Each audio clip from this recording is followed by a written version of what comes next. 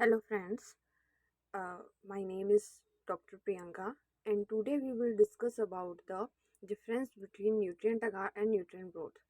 ये जो टॉपिक है ये इम्पॉर्टेंट है सभी माइक्रोबायोलॉजी एंड बायोटेक्नोलॉजी स्टूडेंट्स के लिए, और ये प्रैक्टिकल के पॉइंट ऑफ व्यू से भी इम्पॉर्टेंट है बिकॉज जितने भी माइक्रो के प्रैक्टिकल्स होते हैं उसमें हमें nutrient agar and nutrient growth बनाना ही होता है।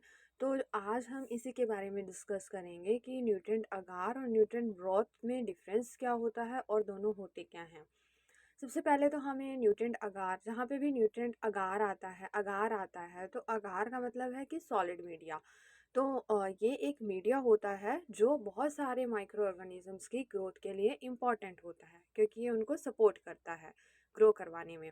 तो जहाँ पे भी अगार आता है इट मीन्स होता है कि सॉलिड मीडिया, क्योंकि अगार का काम ही होता है सॉलिड करना मीडिया को, और ये सॉलिडिफाइंग एजेंट होता है।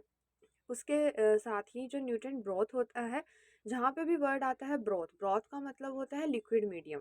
तो ये भी क्या करता है, ये भी जो फेस्टिडियस ऑर्गेनिजम्स होते हैं ये उनकी ग्रोथ को अलाउ करता है, जबकि जो न्यूट्रिएंट अगार होता है वो नॉन फेस्टिडियस ऑर्गेनिजम्स की ग्रोथ को अलाउ करता है। तो होती दोनों में ग्रोथ ही है, सिर्फ माइक्रो ऑर्गेनिजम्स के टाइप का डिफरेंस है। अगर हम न्यूट्रिएंट अगार के कंपोजिशन की बात करें तो इसमें 2% अगार होता है। बाकी इसके अंदर सोडियम क्लोराइड, बीफ एक्सट्रैक्ट या ईस्ट एक्सट्रैक्ट, ये सब हो सकता है, सुक्रोज, शुगर कुछ हो सकती है।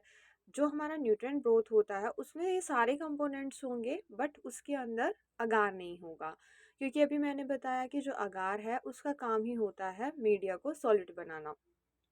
तो आगे वही बताया हुआ है कि जो न्यूट्रिएंट अगार होता है उसकी कंपोजिशन होती है कि उसमें पेप्टोन होगा, बीफ एक्सट्रैक्ट होगा, ईस्ट एक्सट्रैक्ट होगा, अगार होगा एंड सोडियम क्लोराइड होगा। अगर हम न्यूट्रिएंट ग्रोथ की कंपोजिशन देखें तो वहाँ पे अगार को छोड़ करके बाकी सारी चीज़ें ऑलमोस्ट रहती ही हैं। पेप्टोन है, बीफ एक्सट्रैक्ट है, ईस्ट एक्सट्रैक्ट भी यूज़ कर सकते हैं एंड सोडियम क्लोराइड होगा। न्यूट्रिएंट अगार एक सॉलिड मीडिया होता है एंड न्यूट्रिएंट ग्रोथ एक लिक्विड मीडियम होता है। जो बात अभी हमने ऊपर बताई है कि जो न्यूट्रिएंट अगार होता है वो नॉन फेस्टिडियस ऑर्गेनिज्म को ग्रो करवाने के लिए यूज़ किया जाता है, जबकि जो न्यूट्रिएंट ग्रोथ होता है वो फेस्टिडियस ऑर्गेनिज्म को ग्रो कराने के लिए यूज़ किया जाता है। जो न्यूट्रिएंट अगार होता है वो हमारी पेट्री प्लेट्स या फिर हम जिनको पेट्री डिशेस बोलते हैं उनमें पोर किया जाता है, क्योंकि वो सॉलिड है, सॉलिड मीडिया है। और जो न्यूट्रिएंट ग्रोथ होता है उसको हम या तो कल्चर, जो बॉटल्स होती हैं जिसमें हम अपने माइक्रो ऑर्गेनिजम्स को कल्चर करते हैं, ग्रो करवाते हैं, या फिर टेस्ट ट्यूब्स जो होती हैं जो नॉर्मली हम लैब में यूज़ करते हैं, उसके अंदर पोर किया जाता है। पोर का मतलब होता है कि उसके अंदर हम डालते हैं मीडिया को। फिर जो न्यूट्रिएंट अगार होता है वहाँ पे क्या होता है, कॉलोनी की फॉर्मेशन में माइक्रो ऑर्गेनिज्म ग्रो करते हैं। तो मतलब जब हम माइक्रो ऑर्गेनिजम्स, किसी भी माइक्रो ऑर्गेनिज्म को जब ग्रो करवाएंगे हम न्यूट्रिएंट अगार में, तो हमें डिफरेंट डिफरेंट कलर्स की जो है वो कॉलोनीज मिलती हैं।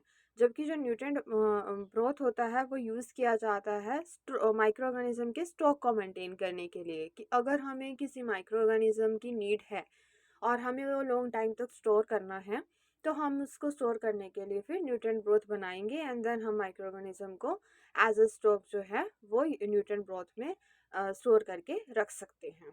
तो ये जो है आज का टॉपिक था, और ये बहुत बार बनाया जाता है। जितने भी माइक्रोबायोलॉजी स्टूडेंट्स होते हैं वो nutrient agar and nutrient growth दोनों तरह के मीडिया बनाते हैं। आई होप आपको मेरा ये टॉपिक पसंद आया होगा।